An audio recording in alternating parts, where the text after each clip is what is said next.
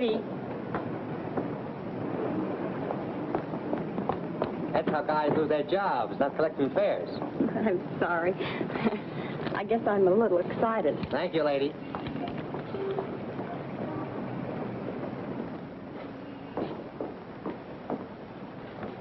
Good evening. Good evening. I'm Mrs. Stewart. Would you give me my husband's room number, please? Lieutenant Stewart. Lieutenant Stewart. Yes, he's arriving today.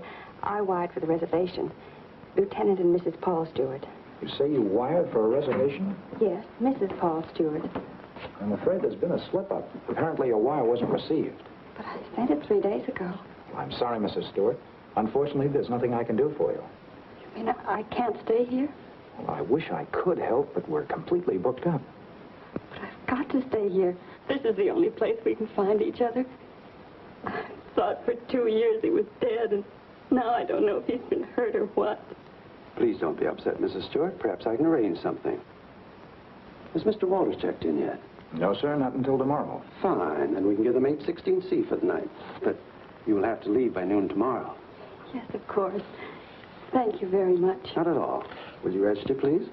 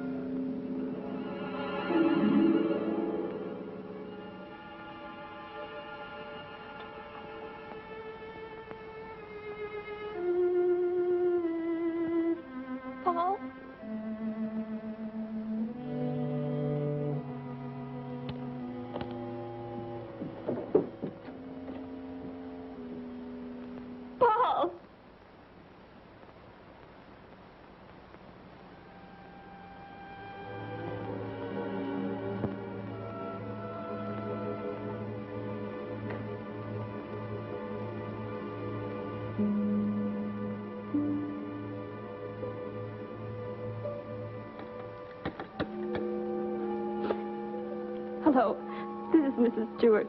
Did my husband come in? No, thank you.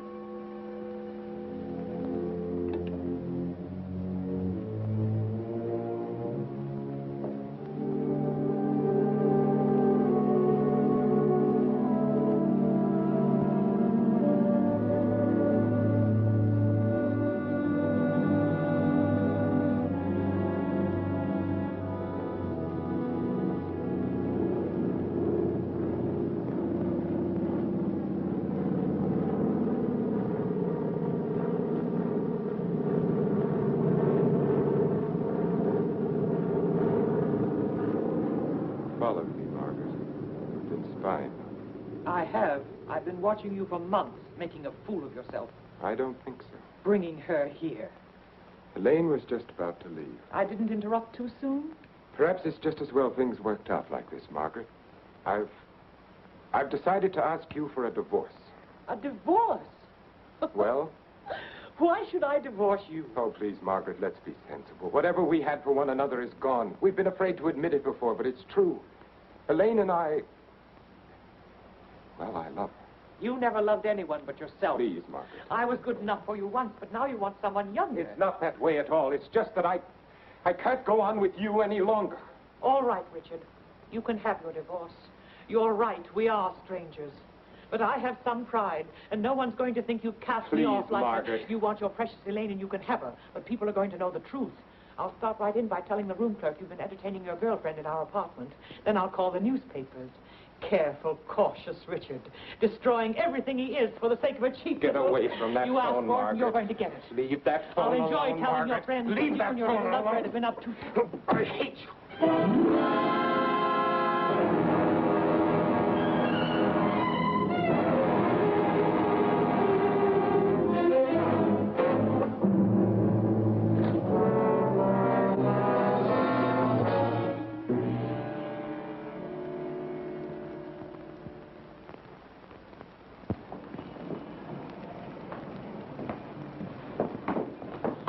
Good morning.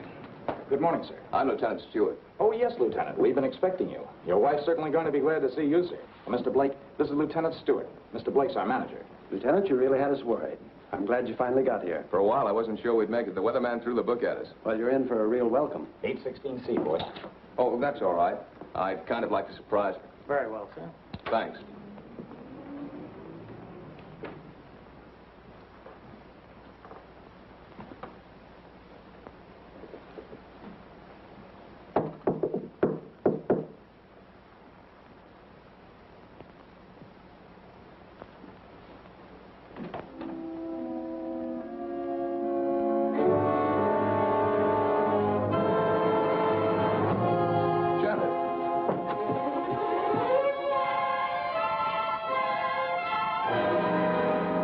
What's the matter? Janet. Janet, it's me. It's Paul.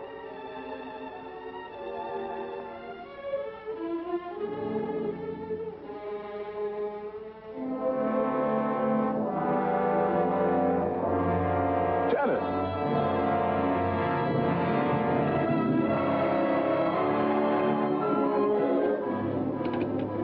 Hello? Hello, operator. This is Lieutenant Stewart calling. Can you send the house doctor to 816C right away? It's very urgent. Thank you.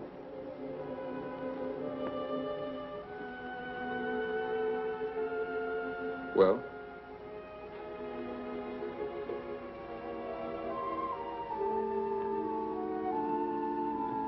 What is it? What's wrong with her, Doctor? I'm not sure. I think she's suffering from some sort of shock. I'll be frank with you, Lieutenant. This is a little outside my line. But there must be something you can do for her. We ought to call in a nerve specialist, a psychiatrist. Can you suggest one? There's a very good man in the hotel, Dr. Cross. If we're lucky, we might find him in. This is Dr. Blair. Will you see if Dr. Cross is in for me? Thanks. Cross has had a lot of experience with this sort of thing.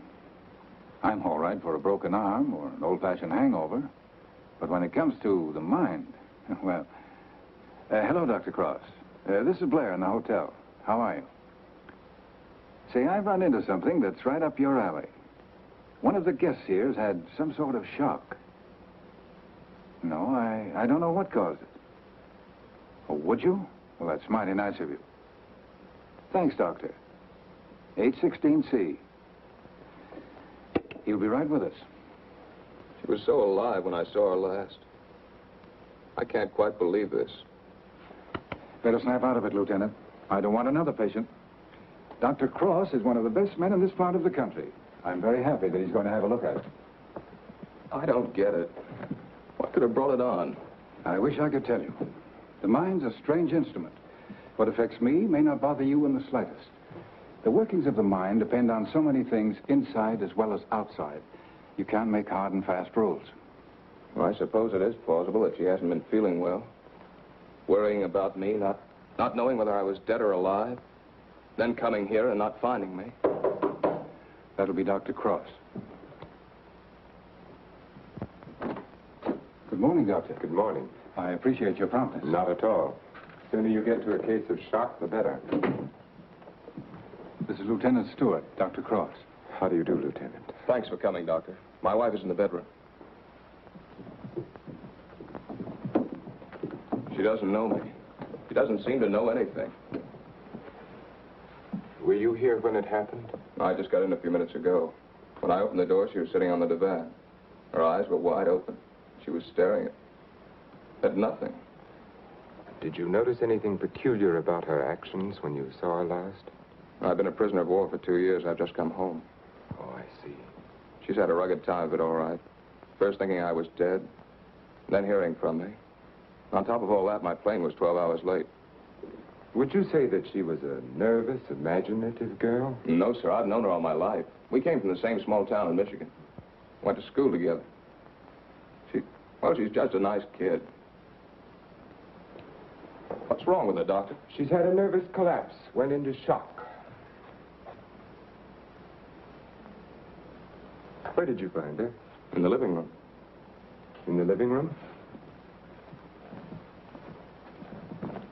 You said she was sitting on the divan. Yes, right here. I see. What do you think could have caused it, Doctor? Well, that's difficult to say.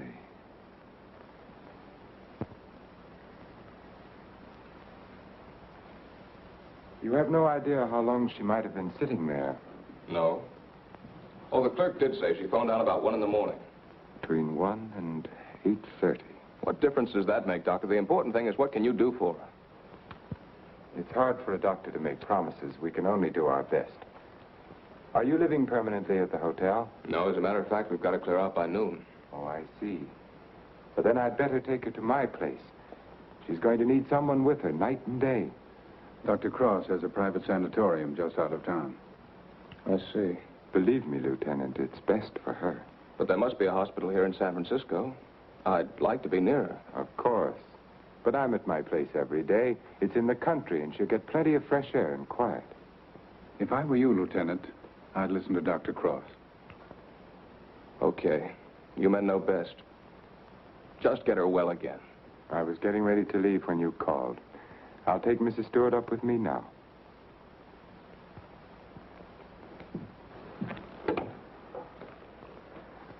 Hello, this is Dr. Cross. Will you get my office, please? I'm going along with her, Doctor. I'd rather you waited, Lieutenant, until I've been able to give her a thorough examination. It's quite possible your presence may excite her and do her more harm than good. It's just that it's been so long since I've seen her. Why don't you drive up with me tomorrow? Miss Jordan, will you call the hospital and tell Miss Hatfield to have a room ready for a new patient? We'll be there shortly. Yes, that's right. You pick us up at the hotel. Right. You'd better pack a bag for your wife, Lieutenant. Thanks, Doctor.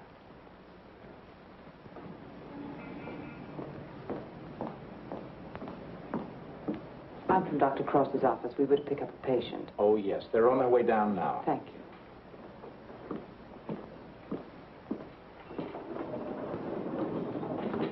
Your car's waiting, Doctor. Thank you.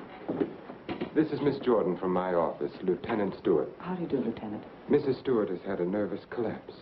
What a shame. Don't you worry, Lieutenant. We'll soon have her well again. You'll call for me in the morning, right? Yes, I'll pick you up at 11:30.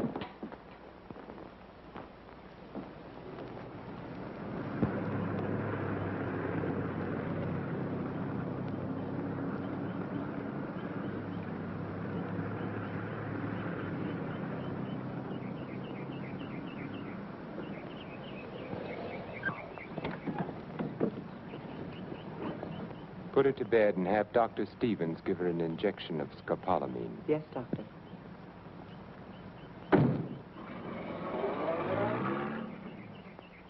Miss Hatfield, Good morning, Doctor. your patient is coming in at the ambulance entrance. You have a room ready? Yes, I have, sir. Thank you.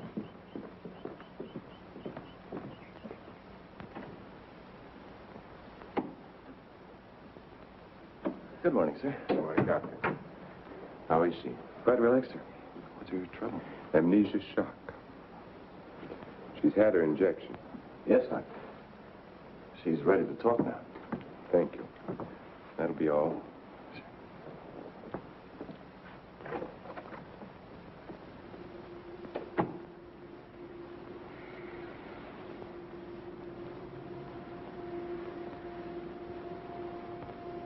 I'm Dr. Cross, Mrs. Stewart. I'm your friend. I'm here to help you. I want you to think. You're going to remember things now. You went to meet your husband at the Belmont Arms. Do you remember that?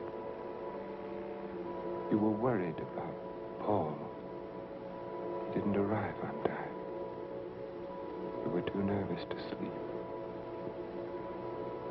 Did you walk out on the balcony? Yes. I walked out on the balcony. See, you can remember. Now, what did you see from the balcony? They were quarreling. You heard them distinctly? I Did you hear them distinctly? He's trying to stop her. He's going to hit her. He's hitting her head. He's killing her. Who? Who's hurting the woman? That man. He's her husband. He's killing her.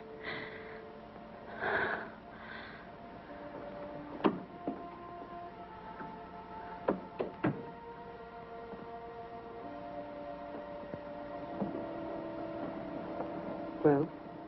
She knows, Elaine. She remembers. Her room was opposite my apartment. She walked out on the balcony. She heard everything.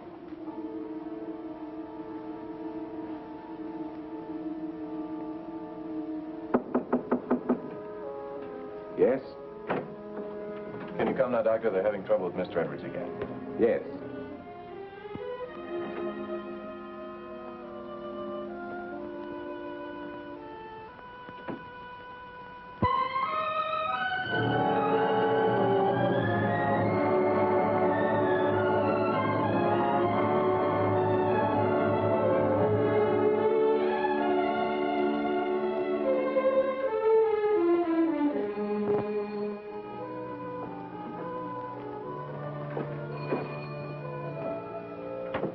Darling, I didn't think you'd ever get here.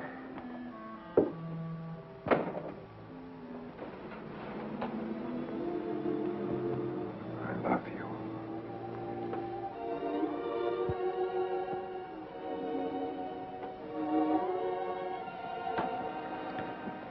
You've got a headache. I can tell from your eyes. Yes, it's bursting.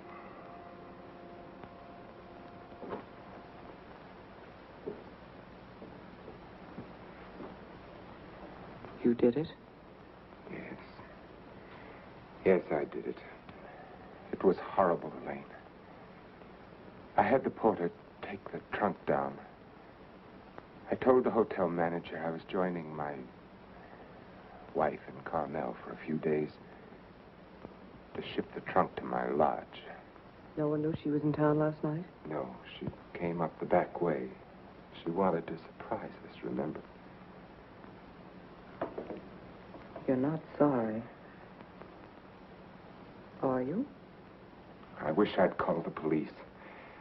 I lost my head. I didn't mean to kill her. There was no premeditation. But now I've concealed her body. I've shipped the trunk to my lodge. And you know as well as I do there's only one answer for that. I shouldn't have listened to you, Elaine. Think, darling. What would have happened if you'd called the police? Manslaughter means 20 years. What would that have done to you, to us? I don't know. Would you have wanted it that way? Now no one knows. We're safe. You're forgetting Janet Stewart, aren't you? She knows. What if she talks? I haven't forgotten her.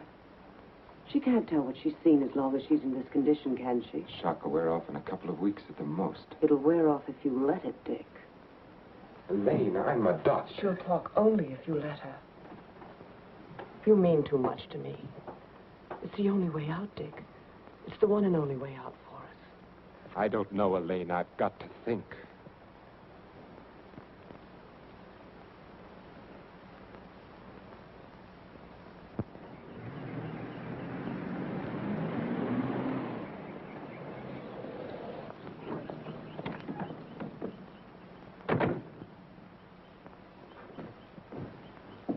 Good morning, Mrs. Penny. Good morning, Doctor. You're looking very well today. Thank you, Doctor. Good morning, Doctor. Good morning, Miss Hatfield. This is Lieutenant Stewart. Miss Hatfield's our head nurse. How do you do, Lieutenant? Is Miss Jordan with Mrs. Stewart? Yes, she is, Doctor. Good morning, Lieutenant. Janet. Darling, it's me. It's Paul. I'm home, dear.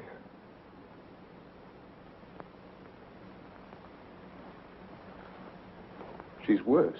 Not really. She was restless, and we gave her a sedative. You've got to be patient, Lieutenant. It's going to take time. And you must try to stop thinking of your wife as she was. You see, when you were reported killed, she had a terrible time adjusting herself, but she did. Then when the news came that you were alive and on your way home, it was hard for her subconscious to accept that because the first adjustment had been so difficult. Then, of course, when your plane was late, she thought she'd been tricked, that you'd never sent that wire. Don't try and let me off easily, Doctor. Give it to me straight. Tell me, can you help her? That's a very difficult question to answer. Sit down, Lieutenant. The mind is a delicate, fragile thing. It's almost as intangible as faith. And that's what you're going to need. A lot of faith in yourself and in your wife and in me.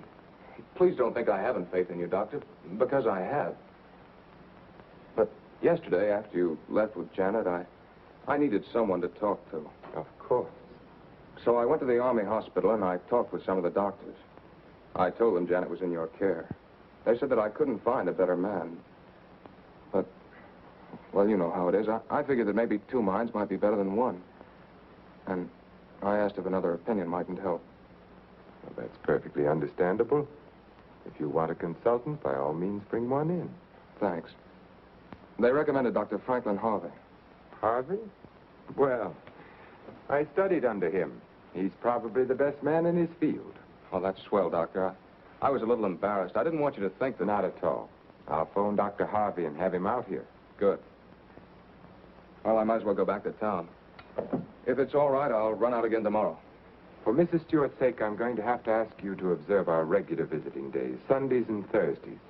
I'll phone Dr. Harvey and try to have him out here Thursday so that you can talk with him then. Okay, we'll make it Thursday. Oh, I thought you'd like to know, Lieutenant. She's resting quite easily now. Thanks. Goodbye, Doctor. Miss Jordan. Bye.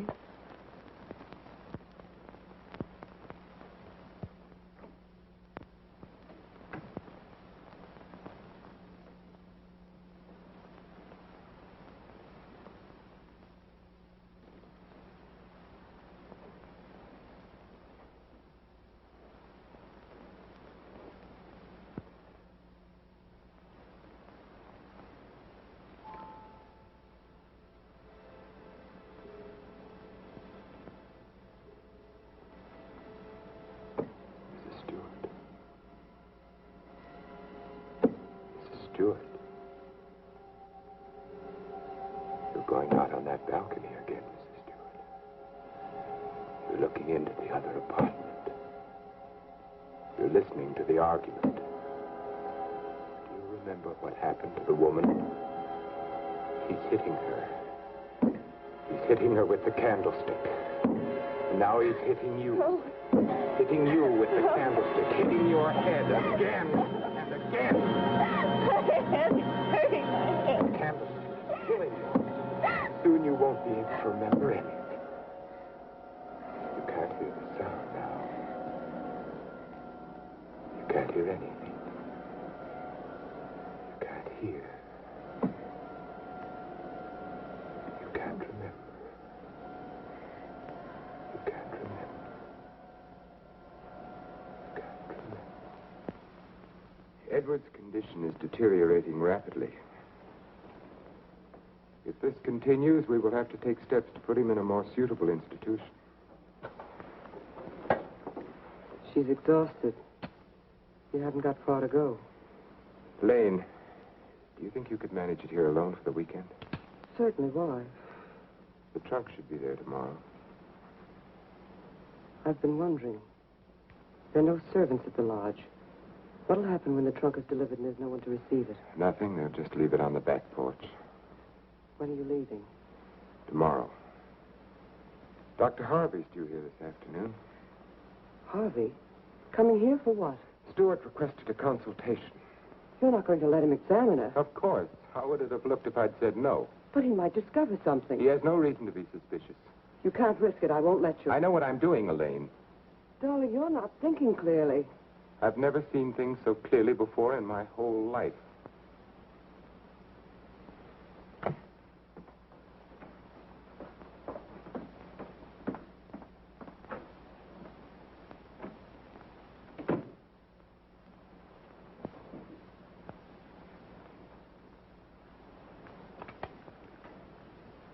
You'll send me a report on her spinal test Yes, Dr. Harvey.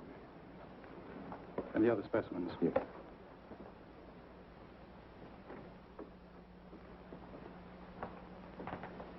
You know, Richard, I'm not sure I completely agree this was all brought on by her husband's late arrival.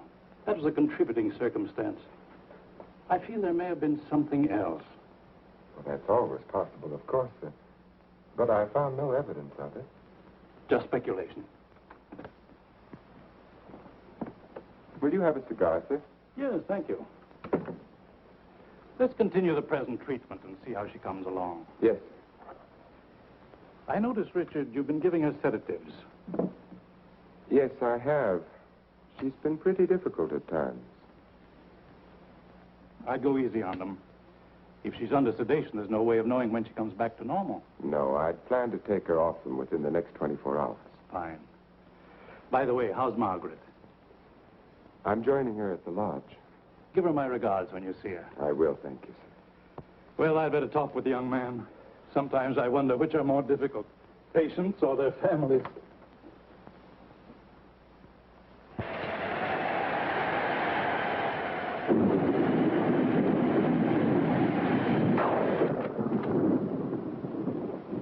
Hiya, beautiful.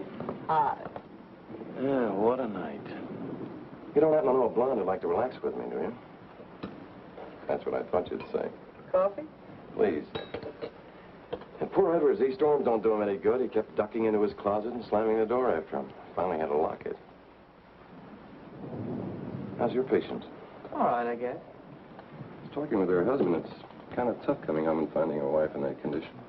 Yes. Can't figure Dr. Cross's treatment.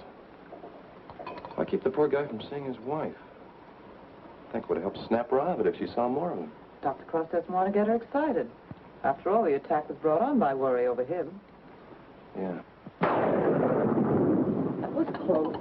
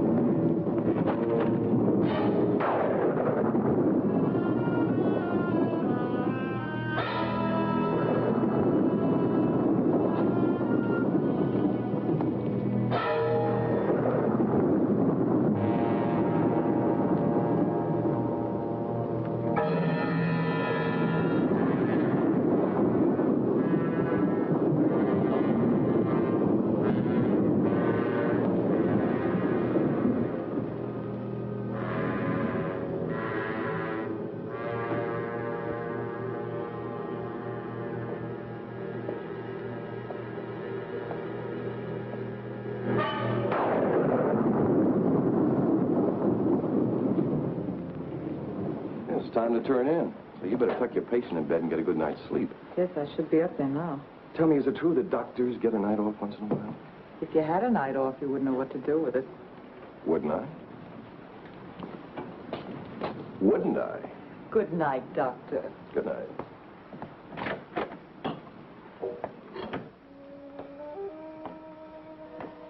Well, another stormy weekend. It is my night off.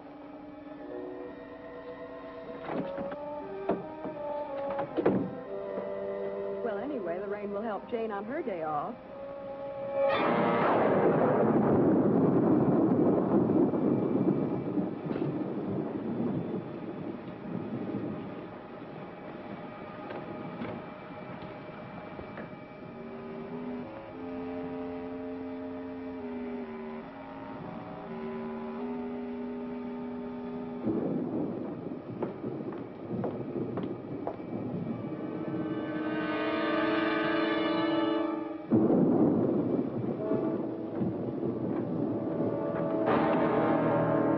Who's there?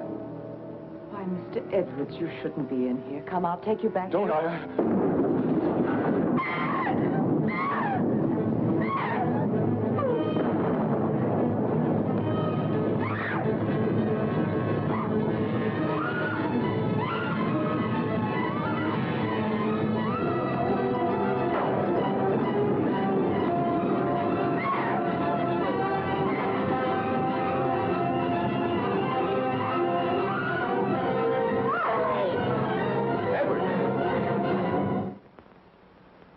Don't be afraid. We won't let the storm hurt you. You're coming back to your room, aren't you, Mr. Edwards?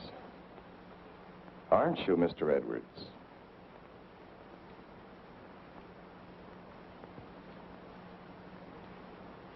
That's fine. Come along. Take care of him, Frank. Yes, Doctor. Come along, sir. Are you all right, Elaine? Yes. Stay there, Mrs. Stewart. It's all over. Oh, he killed her. He hit her on the head and he killed her. Her husband killed her.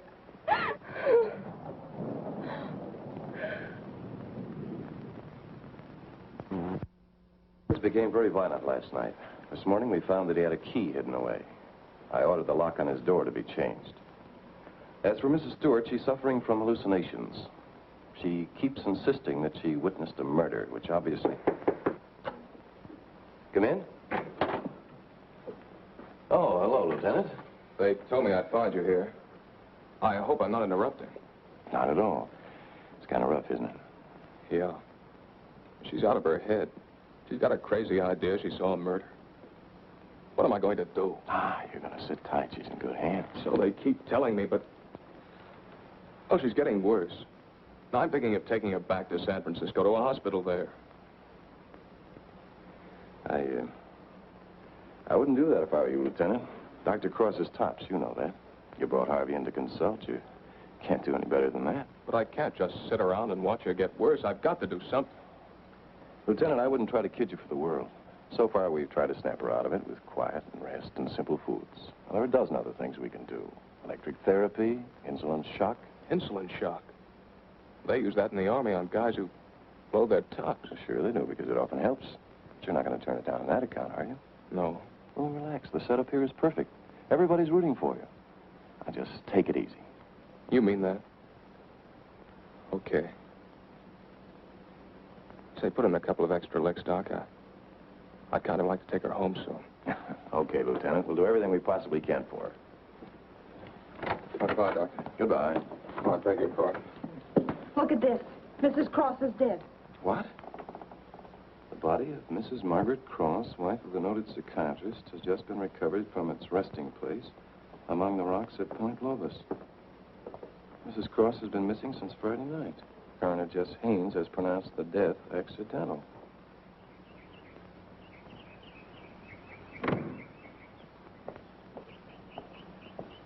Good morning, Doctor. You have our deepest sympathy. Thank you.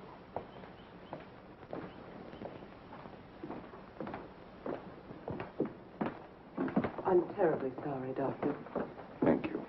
Will you come in, Miss Drew? Yes, sir.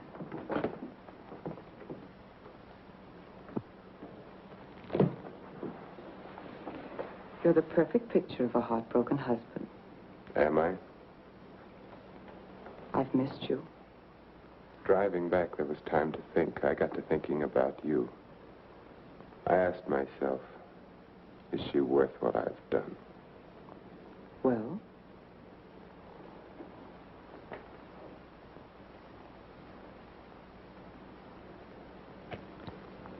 That was a very satisfactory answer. How did things go while I was away? Oh, darling, things are going so well I can hardly believe it. What do you mean? Mr. Edwards got out during the storm. He went into a room. What? He went after me. I struggled with him. She woke up and confused Mr. Edwards with you. She was thrown back into that night at the hotel. Oh, Elaine, that undoes everything I've tried to do. No, Stevens and Miss Hatfield heard her. They're convinced she's insane. Now, no matter what she says, they'll think she has hallucinations. I see. But you don't see, darling. Before you were trying to make a fit. Now she can talk her head off and no one will believe her. If we can encourage her to talk, convince her husband that she's insane, we can keep her here as long as it suits us. Then have her committed.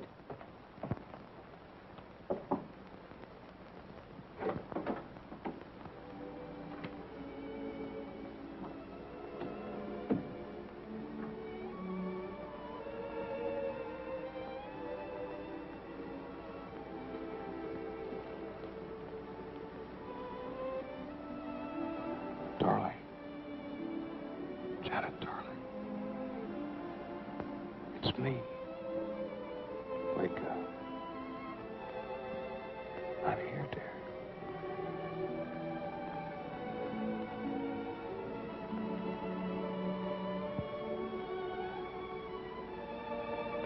Oh. I've waited all night for you, darling. What took you so long? Don't worry, I'm with you now. We have to be out by morning, Paul. They won't let us stay. Lieutenant Stewart.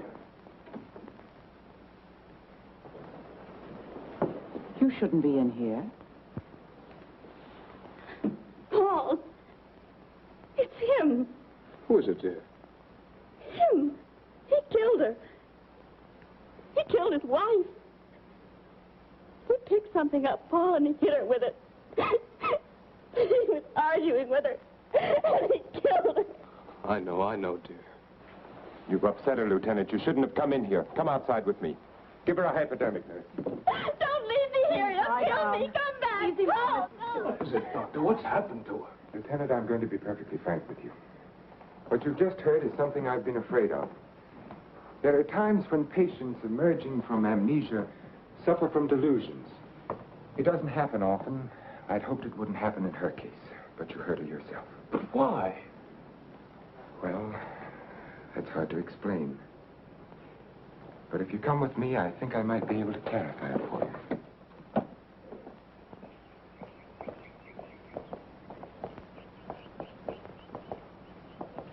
Hello, Mrs. Penny. Good day, Doctor. How are you feeling today? Just fine, Doctor, just fine. That's a lovely thing you're knitting there. It's a shawl for one of my friends. Everyone here treating you well? Oh, yes, they're very nice to me. Dr. Stevens hasn't tried to kill me with that needle for a long while now. Neither has Miss Hatfield.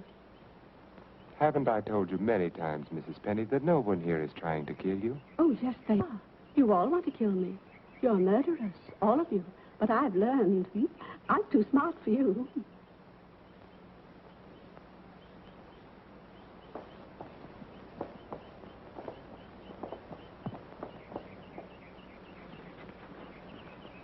What you've just heard, Lieutenant, for the second time, is the typical attitude of many of our patients towards the hospital staff.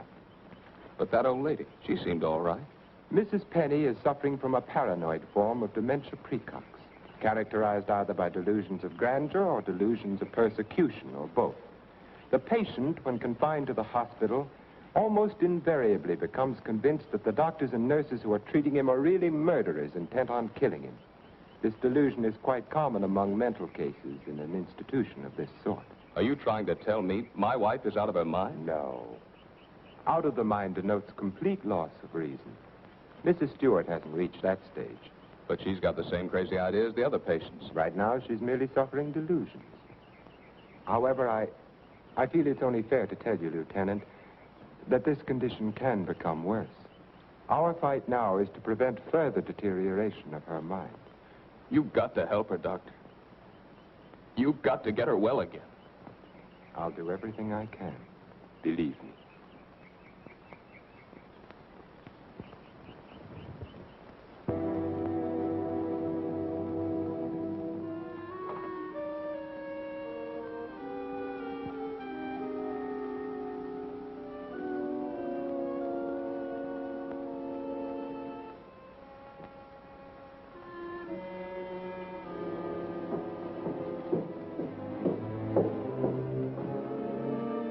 Come now, Mrs. Stewart, you shouldn't be out of bed.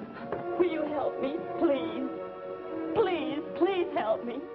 Get the police here, please. We don't need the police, Mrs. Stewart. You come along with me and everything will be all You right. don't understand. There's nothing the matter with me. I want the police. That doctor's a murderer. But you go back to bed and we'll call them. Don't talk to me as if I were crazy. I'm telling you the truth. Orderly. Now come along, Mrs. Stewart. No one is going to hurt you. Everything is going to be all right. Orderly! Let me go. No. I'm not crazy. I'm not crazy. I wish you could have been there to see her yourself. Yes, I heard about it this morning. She had the usual delusions. She kept insisting that you were a murderer. You know how they get. She wanted me to call the police. For a moment, she became very violent. I had to give her a sedative. I think we ought to do something about her. I agree with you, Doctor. I'll be in to see her in a few minutes. Thank you, sir. Thank you.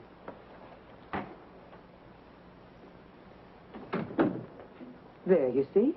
Everything worked out just as we planned. Yes. Well, smile, darling. It's fallen right in our lap. You don't seem particularly pleased. I am. Of course I am, Elaine. Well, what are you going to do? I'm going to try to find something that will convince her that she's insane. You'd better get back to her now, darling. I'll be over in a few minutes. Right.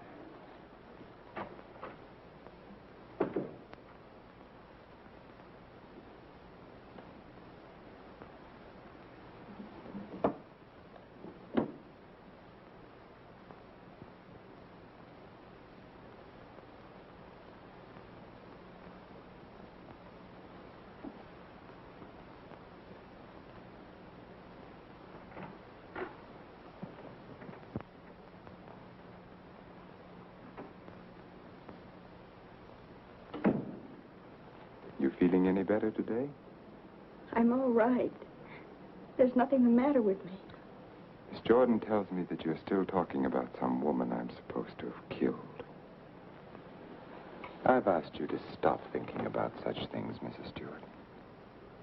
But it was your own wife. If I can prove to you that you couldn't have seen me kill my wife, would you believe that this is a delusion you've been suffering from? You were arguing with her about a divorce.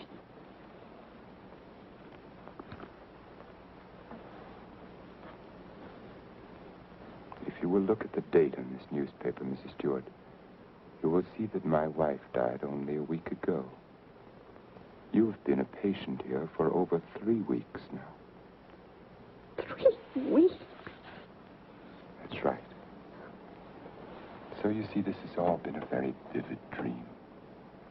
You must fight these dreams, Mrs. Stewart, or they're going to become worse, and we don't want that to happen. My mind is all right. It's not all right, Mrs. Stewart. Your mind is sick, and it's getting worse. My mind is all right. You wouldn't want your husband to see you in that condition, would you? He doesn't even want to see you when you're like this. You're losing your mind, Mrs. Stewart. No, no. Losing your mind.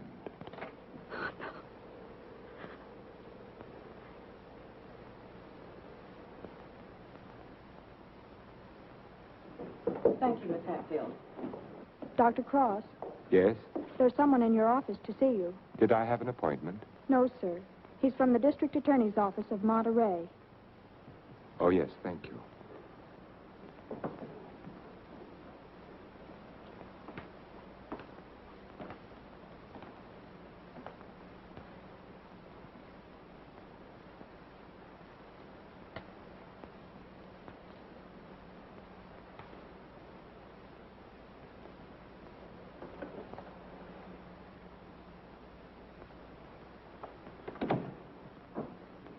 Dr. Cross?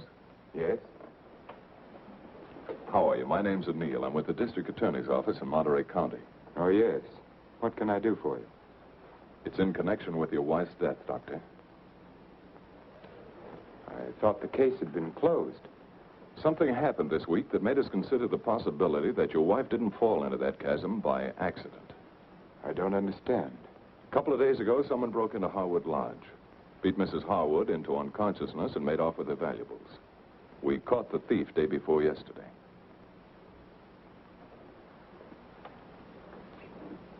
But what has that to do with Mrs. Cross's death? It may not have anything to do with it. It occurred to us that since the lodge was so close to your place, the man who clubbed Mrs. Harwood may have paid a visit to your wife. You've lived around Point Lobos for nearly 10 years.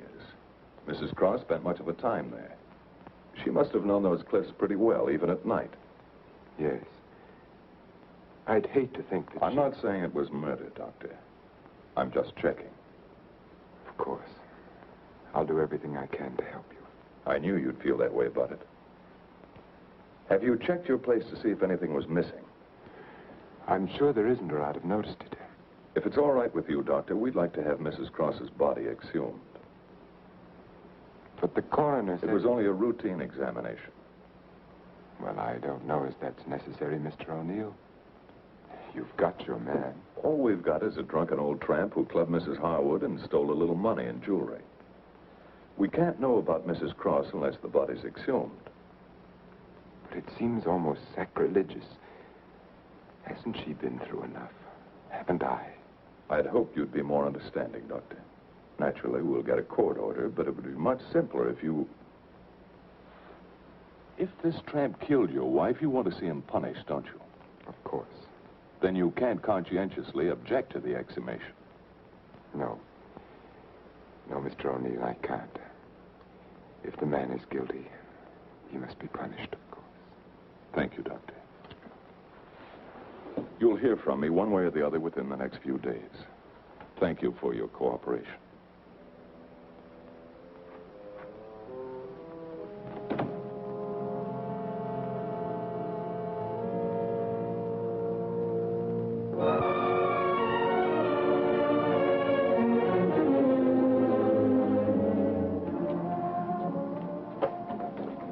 Darling, I've been so worried I didn't know what had happened to you.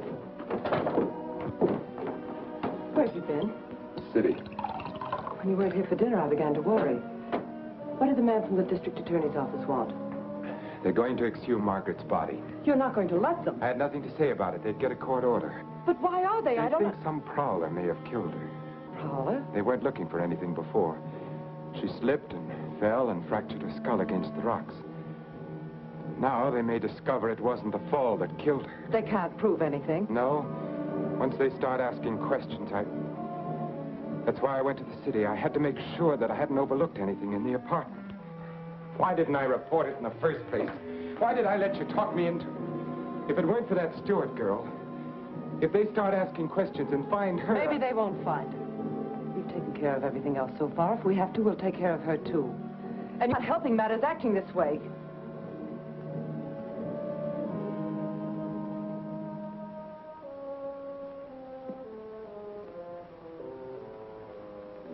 If a man wanted to, if he had courage, he could get rid of her and no one would ever know. Doctor has an advantage. I could give her insulin shock treatment. Shock treatment's indicated in a case like hers. I could give her 4 injections. Then with the last one, an overdose. No one would ever know the difference. Then we'd be safe. No matter what the district attorney's office found, we'd be safe. They'd have nothing on us, Richard. We could get married then. You'd be yourself again, Richard. We'd find peace and quiet here, just the two of us. You don't think I'd do it, do you? Why not? Is her life more important than ours? I've had enough. Look, Elaine, I can't go on like this. Things keep piling up. First it was Margaret, and then tricking that child so that she'd forget. Then convincing her that she was insane. There's a limit beyond which even I can't go.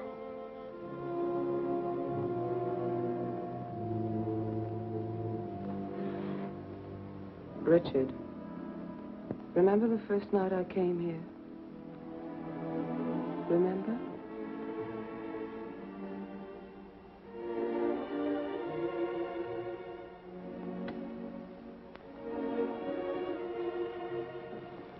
You were alone.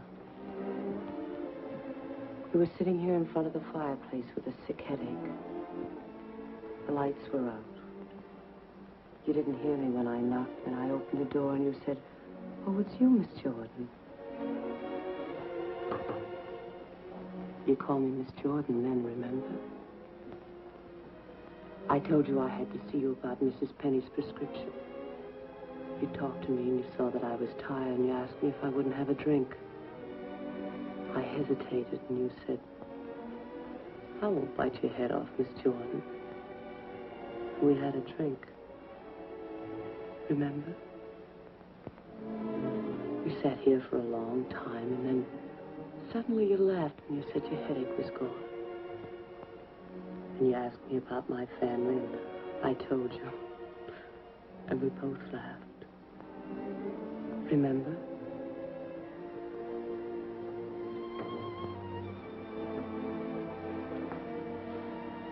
Then you took me in your arms. I know you remember that. I won't do it, Lily. I won't do it. Just a minute, I'm coming.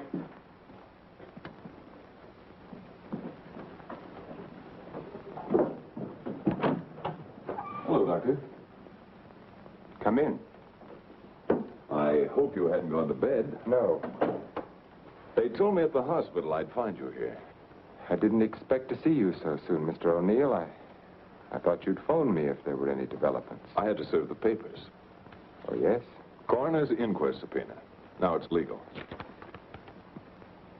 What did the coroner find? Your wife was murdered, Doctor. Oh?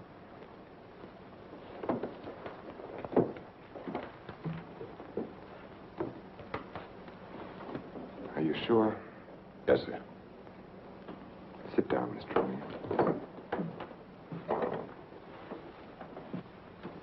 She was beaten over the head, suffered an explosive fracture. Death was practically instantaneous. This prowler you told me about, you think he did it? Seems so. He clubbed Mrs. Harwood. Your wife went out the same way. A pattern. Killers usually follow a pattern. You don't know how she was killed? I mean, the weapon? She was struck with a candlestick. A candlestick? Are you sure? A heavy silver one. How can you know? Microscope. There were particles of silver in the wound. They told us it was a silver object. There were bits of wax mixed in with the silver. They told us it was a candlestick. Must have been a heavy candlestick to have done the damage. Just routine, Doctor. A criminal doesn't have much of a chance these days, does he? No, sir. By the way, do you have any silver candlesticks at the lodge? We might have. I'd like your permission to go through the house. The murderer may have left the candlestick behind, in which case we'll get fingerprints. If he got rid of the weapon, we may be able to find the mate. Then we'll know what to look for. Of course. Go right ahead. Thanks. Now, if we can find the candlestick, our troubles are over. By the way, when did you see Mrs. Cross last? Alive, I mean. Oh, a couple of weeks before she was killed. Why? Can you place it a little more definitely? I think so. Things had been piling up around here, and I needed a change. So I drove down to Point Lobos on a Friday night. Anyone see you? I don't think so. Why? We're trying to fix the exact time of her death. Well, I'm not sure anyone saw me. I drove down there on Friday night, left there around 9:30 Saturday night. Well, it's not too important. Naturally, I want to do everything I can to help you, Mr. O'Neill. If I think of anything, I'll get in touch with you. Thanks. Sorry to bother you so late. That's all right. See you at the inquest. Good night, Doctor. Good night.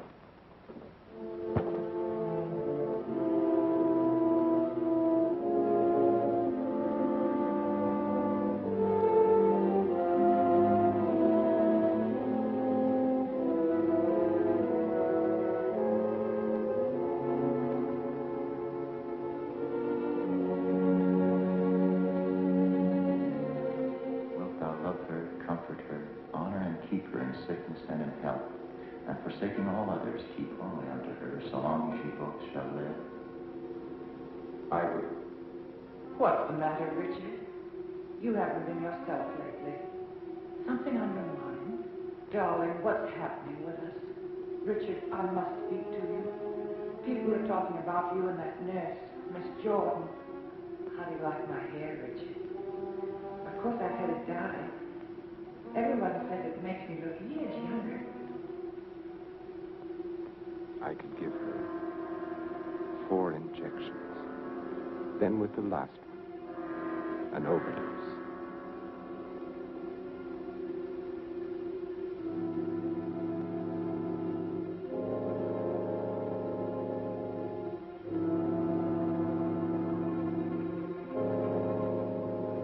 Then we'd be safe.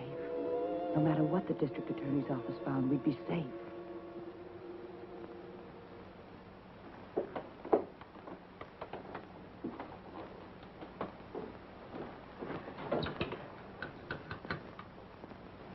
Get me Lieutenant Stewart, please. The treatment itself consists of a series of shocks brought on by injections of insulin. The dosage and the degree of shock is gradually increased until we've reached what we feel is the limit the patient's system can stand. Well, if you do give Janet this insulin, how certain can you be that it'll help her? I'm neither a miracle man nor a prophet, Lieutenant. If medicine were an exact science and not an art, I might be able to tell you. But you think there's a chance? Yes, I do. I have seen it work in the Army. All right, Doctor, go ahead and try it. Fine. We'll begin the treatment tomorrow morning.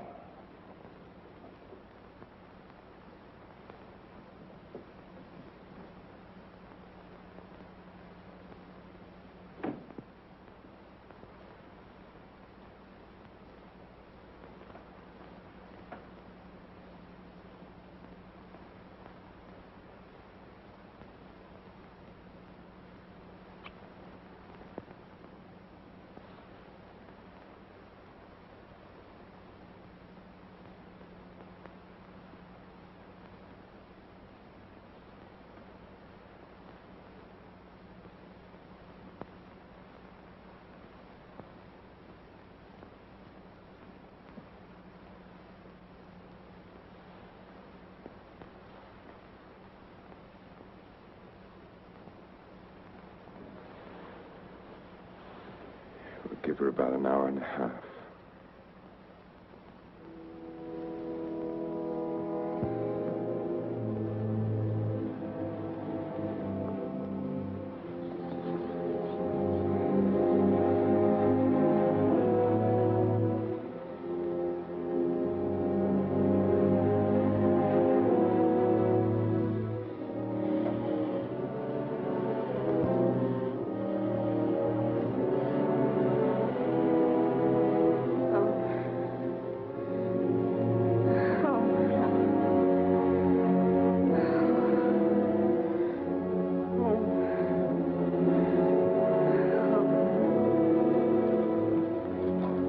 Watch her.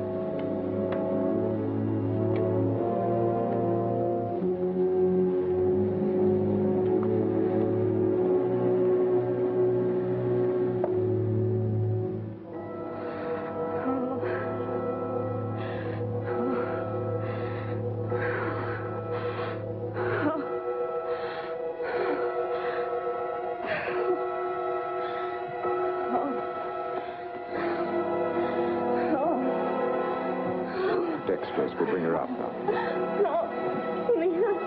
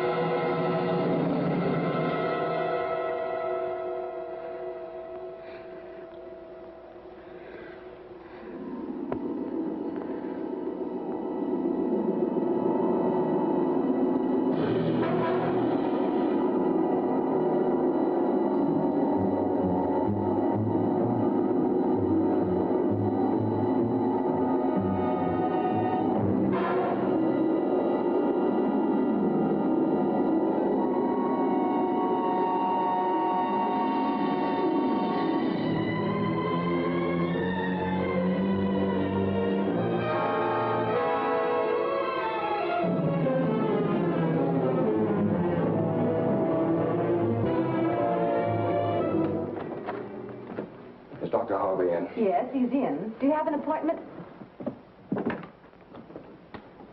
I'll be glad to consult with you, Doctor. I'm sorry to break in this way. But my secretary will make the appointment. I had to see you, Doctor. It's about my wife. She's been getting insulin shock treatments. Now, just a moment, young man. Oh, it's Lieutenant Stewart. Well, we've had some wonderful results with insulin. But after 3 treatments, she still insists she saw Dr. Cross murder his wife with a candlestick. Murder his wife? Yes, and she says he's trying to kill her now. Well, that's a very common delusion. Mrs. Cross is dead, and Dr. Cross did live in our hotel. You and the Crosses were in the same hotel? In the Belmont Arms. I see. And when was it she said that? Yesterday? Yes, after the treatment.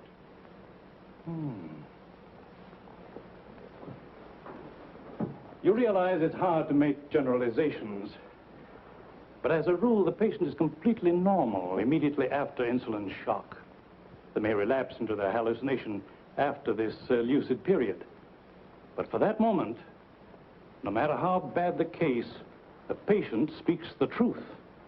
You're telling me in your own way that Janet's normal. That she's got something on Cross, and he's pretending she's crazy to save his own neck. I'm not saying quite that, but, Will you read this, Doctor?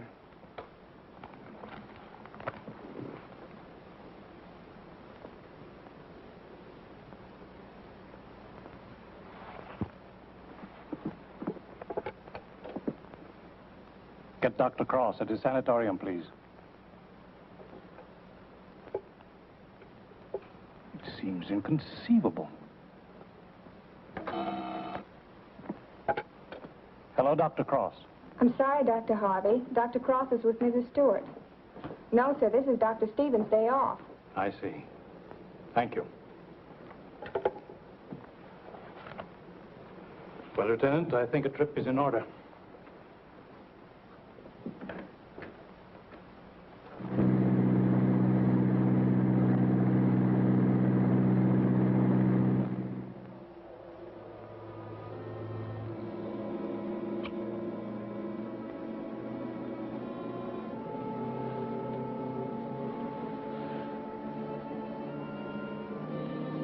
She's the only one who knows, Richard. No matter what O'Neill says or anyone else, if she's out of the way, we've nothing to worry about.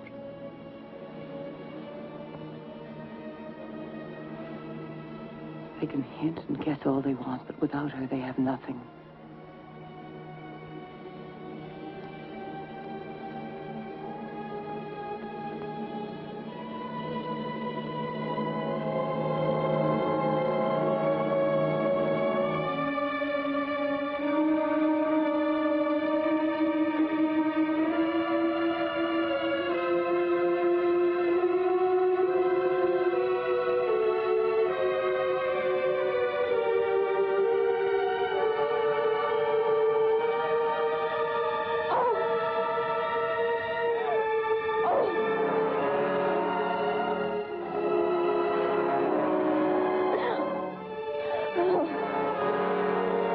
Can't do it, Elaine. Dextrous. I've got to bring her out. No. No, you can't. Dick, you can't. Dextrous, Elaine. I've got to save her. I've got You to. can. I won't let you. We've got to go through with this. Don't you understand? I can't go through with it. Her life or ours. No one will ever know. Elaine. Richard, listen to me. Let go of her. Richard, I love you. Let go. Richard!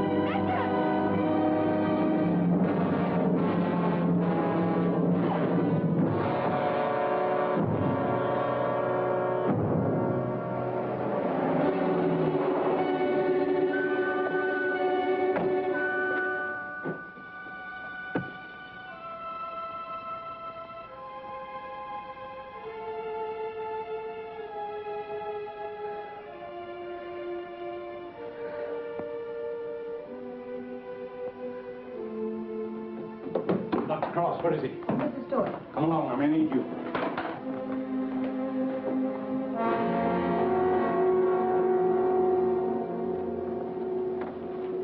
Adrenaline, quickly.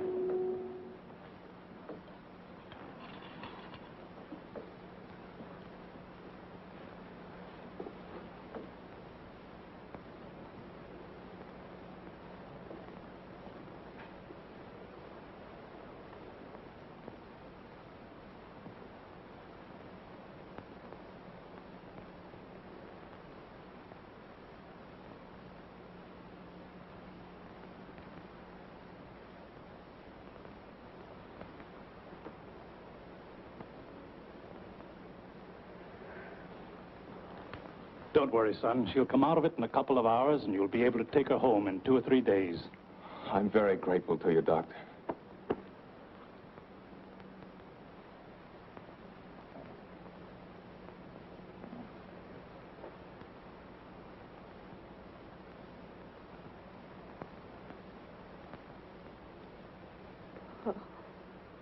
Oh, Janet, darling.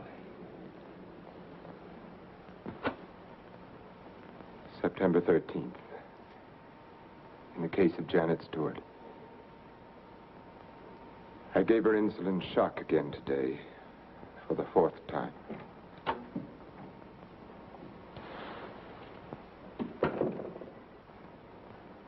Can you give me a minute? Thank you.